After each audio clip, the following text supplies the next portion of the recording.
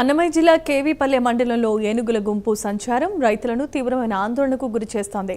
జిల్లెళ్ల మంద సమీప అటవీ ప్రాంతం నుంచి గ్రామాల వైపు వచ్చిన గజరాజులు గత 5 రోజులుగా పంట పొలాలపై దాడులు చేస్తున్నాయి. ఏనుగుల గుంపు మామిడి, కొబ్బరి, అరటి, బొప్పాయి, టొమాటో, వరి వంటి పంటలను ధ్వంసం చేయడంతో రైతులు భారీగా నష్టపోయామని ఆవేదన వ్యక్తం చేస్తున్నారు. పంటలతో పాటు సాగునీటి పైపులు, కంచెలు, రాతి కూసాలు కూడా ధ్వంసమైనట్లు సమాచారం. జిల్లెళ్ల మంద గ్రామానికి చెందిన సుమారు 20 మంది రైతులు లక్షల రూపాయల మేర నష్టపోయినట్లు ఆవేదన వ్యక్తం చేస్తున్నారు.